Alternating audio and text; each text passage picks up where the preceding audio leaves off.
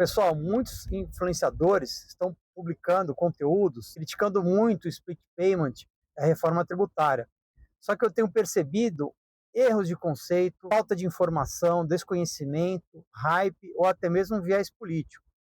Eu sou o Daniel Silos, economista e tributarista. Vamos assistir esse vídeo aqui. O Brasil tem um talento inacreditável para errar no fácil, né? Já sabemos. E a bola da vez é o tal do split payment da reforma tributária. E você me fala, ai, Mayara, mas o split não vai aumentar a carga tributária. E eu te respondo, para de focar só no que o governo te fala. Na verdade, o split ele é capaz de reduzir a alíquota a médio prazo. Vamos ver essa notícia aqui do portal da reforma tributária. A CBS prevista para o ano que vem, 9,43, em 2030, possivelmente pode ter uma redução para 6,94. Por que disso? Na reforma tributária, está previsto que se a arrecadação exceder o limite de referência da União para 2027 e 2028, a alíquota deverá ser recalculada. E o efeito do split payment nas operações, ele pode propiciar um aumento de arrecadação de 100 a 150 bilhões de reais. E também, a cada 5 anos, está previsto na reforma tributária, vai ser feito o mesmo recálculo, né? Quanto a União está gastando, quanto ela está arrecadando, e quando excede o teto, tem um recálculo para poder reduzir ou aumentar, depende, né? Mas nessa primeiro recálculo, né, a previsão com o efeito do split é redução. Você tem que olhar para o que ele não te fala, porque é aí que mora o perigo, tá? Então, para quem ainda tá boiando nesse assunto, eu vou bem direto ao ponto aqui. Hoje, um lojista faz uma venda de um produto, por exemplo, por R$100. Esses R$100, ele já tem um imposto embutido nele. E aí, no final do mês, o lojista faz a apuração dos valores, separa o imposto devido e vai recolher a guia. O que acontece até o vencimento dessa guia, pessoal? O dinheiro do imposto, ele fica lá no caixa da loja, ajudando essa loja, dando um respiro para a operação. Ele ajuda a pagar fornecedor, pagar folha salarial. E no split, essa folga, ela morre. Sim, é óbvio que pagar o imposto primeiro, ele vai pressionar o fluxo de caixa. Então, o cliente passou no Pix ou no cartão, o sistema ele vai identificar e vai separar o imposto na hora, vai mandar esse dinheiro direto para o governo, não vai passar pela loja. A loja só vai receber o líquido da operação. Por que o governo quer tanto isso? Para acabar com a sonegação e fraude. Ponto, ótimo pro fisco. O problema, meu povo, é que a carga tributária é uma coisa e o caixa é outra bem diferente. Já tem dois problemas aqui. Quando o pessoal dá exemplo de loja, né, tem vários tipos de loja. Tem lojas gigantes, lojas de rede, e a maioria são pequenos comércios, né? Esses pequenos comércios estão no Simples Nacional. O regime de IVA é diferente de uma empresa no lucro real e presumido que teria o IVA integral, né? Então, totalmente diferente. Mas as empresas do Simples que optarem por o regime híbrido, que vai ser agora em setembro, elas vão migrar para o regime regular, mesmo estando no Simples, o ano que vem. Mas daí elas teriam os benefícios do regime regular, seria a tomada de crédito das aquisições, de todas as aquisições, né? E a consequência também da retenção do IVA nas suas vendas. Outro ponto importante que a maioria não diferencia é que o split payment ele vai ser diferente na relação B2B do que na relação B2C, que seria com o consumidor final. B2C são empresas que vendem no varejo, por exemplo, para pessoas físicas, né, que são fim de cadeia. O fisco ele não vai reter a alíquota integral de IVA nesses casos, porque se ele fizesse isso, ele ficaria com créditos acumulados. Então a ideia é que o governo não fique com créditos acumulados, mas também não deixe sem fazer nada, porque daí ele vai ter um saldo devedor a pagar maior. Então ele vai reter mais ou menos 30% a 35% da alíquota de referência para que exista um saldo devedor a pagar no final do mês seguinte, quando vence a competência do imposto. Sem esse fôlego, o que o empresário vai fazer? Ele vai ter que correr para o banco para pegar um capital de giro com a Selic lá nas alturas, ou seja, ele vai se endividar caro, ou ele vai aumentar o preço dos produtos na ponta final para compensar esse caixa, impactando quem? A nossa vida, tá? E aqui uma opção não exclui a outra necessariamente. Ou seja, o imposto não aumentou, mas ele impacta sim em um custo maior para a operação e provavelmente no aumento dos preços para nós, tá? Agora, qual que é o pior de tudo? Essa parte aqui é um pouco mais longa, eu preciso que vocês prestem bastante atenção. Porque o que eu vou falar aqui, você não vai ouvir na internet, somente em grandes conselhos de companhias ou grandes auditorias e consultorias, né? E quem não entende o modelo de negócios novo da reforma tributária, ele realmente se vê num beco sem saída. Qual que é a solução? Pôr dinheiro, pegar dinheiro em banco, essas soluções binárias. Por qual motivo? Porque você raciocina o novo modelo de negócio da reforma com o modelo anterior. como se fosse só uma troca de números e uma antecipação do split. Então eu vou mostrar para vocês aqui soluções tanto na visão de uma pequena empresa quanto de uma empresa grande, porque elas terão desafios diferentes. Então, para falar do desafio das empresas menores aqui do Simples Nacional, coloquei uma ilustração com uma hipótese de IVA a 28, só para a gente pegar o conceito, tá?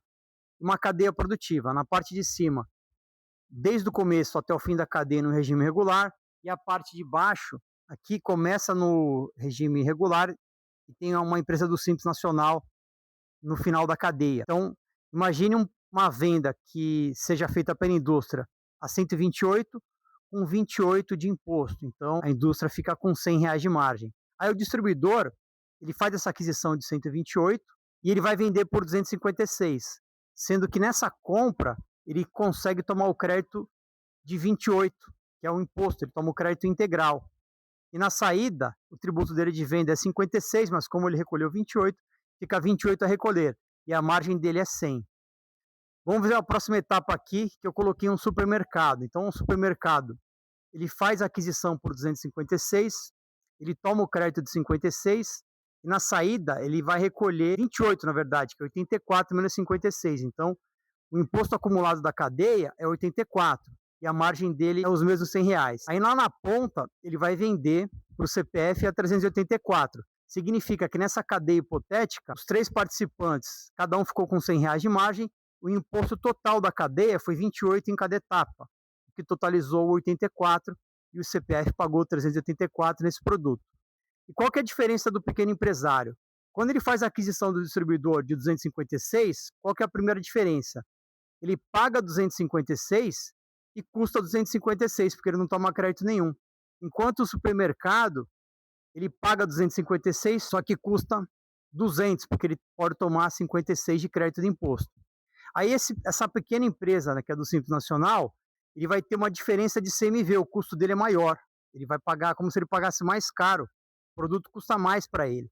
E se ele for vender a 384, eu estou considerando no anexo do Simples que ele tem uma faixa de recolhimento, então mais ou menos 10%.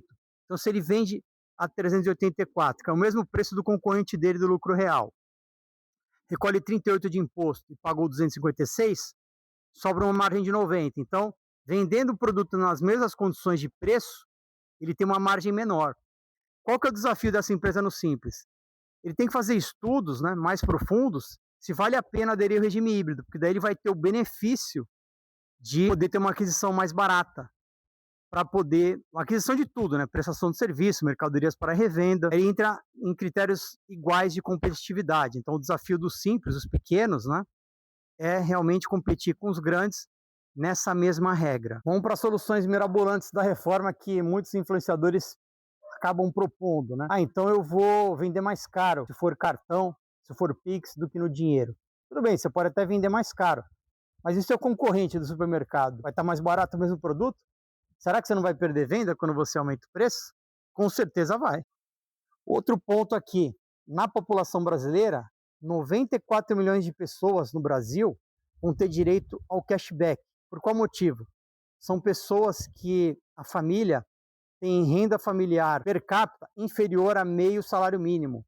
Então, 94 milhões de pessoas terão direito ao cashback. O que é o cashback? A possibilidade de não pagar o imposto CBS e IBS das contas de consumo, e tem restituição de CBS também. E de IBS é um percentual que ele pode ser modificado. Aí você vê que em comércios, né, às vezes se você não pede cupom fiscal, o lojista acaba não entregando, até porque ali ele está sonegando, né? Mas quase metade do Brasil vão ter uma vantagem em fazer uma compra no pequeno comércio e pedir cupom fiscal.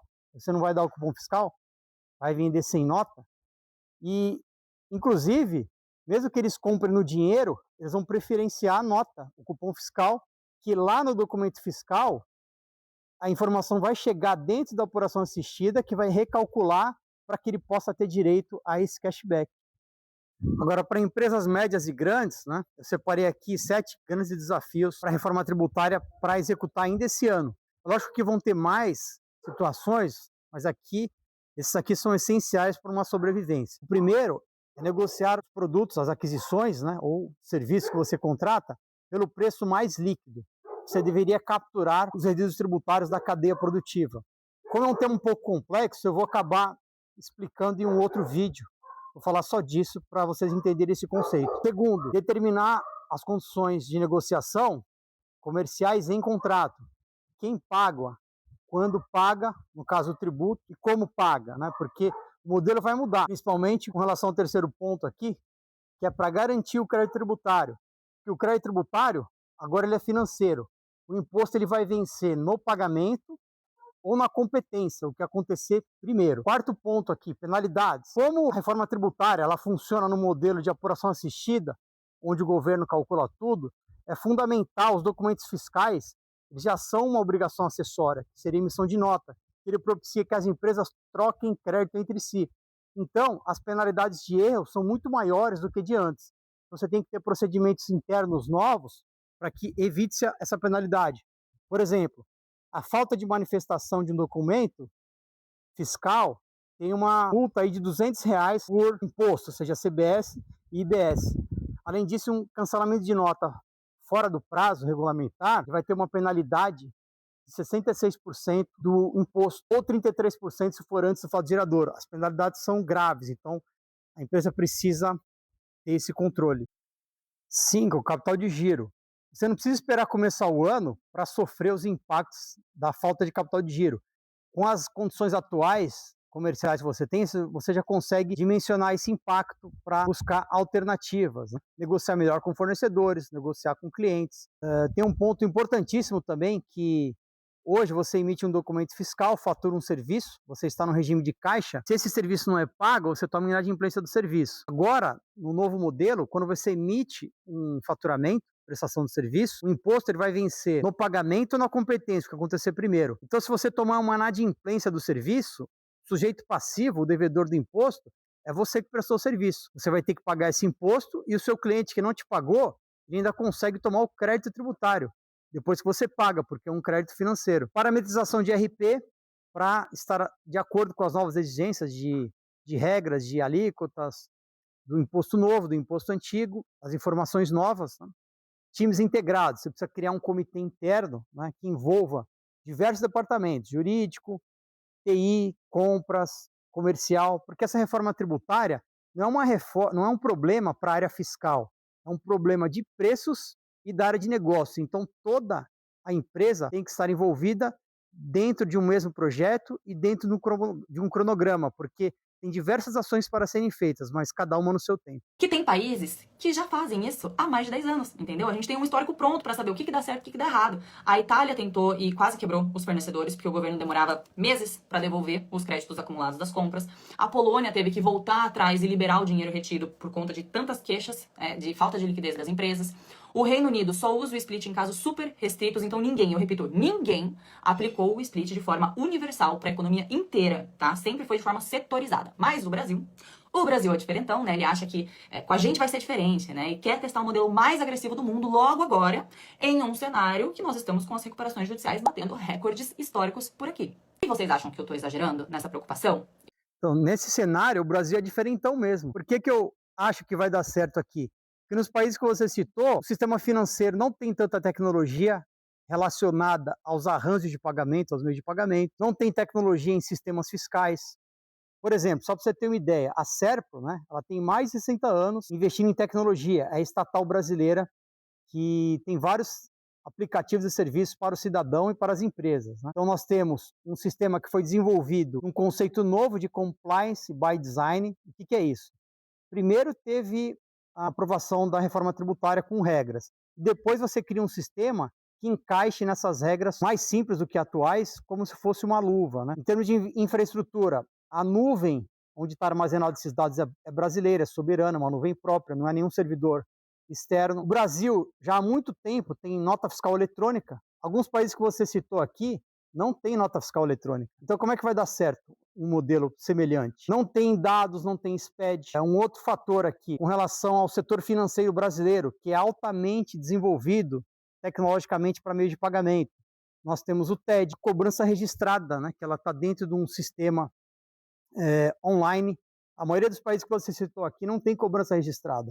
Temos o Pix também, que é uma tecnologia inovadora, funciona 24/7. Ou seja, se você unir toda a tecnologia da Receita Federal que ela desenvolveu ao longo dos anos e do setor financeiro brasileiro, esse sistema vai dar certo. Por isso que o Brasil acha que vai dar certo e está apostando, que já está tendo teste já há um tempo, já está no ambiente teste. Então, não tem nenhum motivo assim prático para comprovar essa tese de que, como não deu certo no mundo inteiro, no Brasil não vai dar certo. A verdade é a seguinte: o Brasil, hoje, ele tem o pior sistema do mundo em termos de regra. Em termos de sistema, ele é bom, tá? Muita coisa eletrônica através de banco de dados. Mas, com a nova regra, com o novo sistema, o Brasil vai ser o melhor país do mundo em termos de tecnologia de arrecadação tributária.